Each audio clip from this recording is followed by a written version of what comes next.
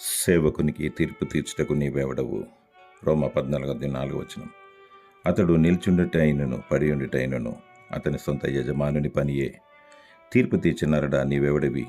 నేడుండి రేపు మాయమైపోయేవాడివి. నీవు సృష్టికర్తవా? శక్తిమంతుడవా?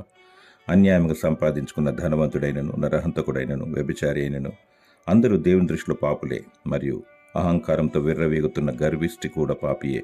అందరూ పాపం చేసి దేవుడు అనుగ్రహించి మహిమను పొందలేకపోవచ్చున్నారు. సాటి మానవుని విమర్శించకు, నిరాకరించకు, తీర్పు తీర్చకు. ఈ లోకంలో, ఈ జీవితంలో, మన బ్రతుకులో సమస్తము దేవుని అనుమతి చొప్పుననే జరుగుతుంది. జీవము గల దేవునికి భయపడము.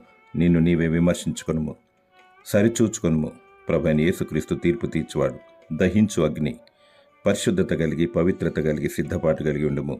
ఒక రెప్పపాటును ఎత్తబడెదవు, లేనిచో తీర్పు సిద్ధముగా ఉంది. రెండవ మరణం. దేవుడు నిన్ను కరుణించి రక్షించునుగాక. ఆమేన్.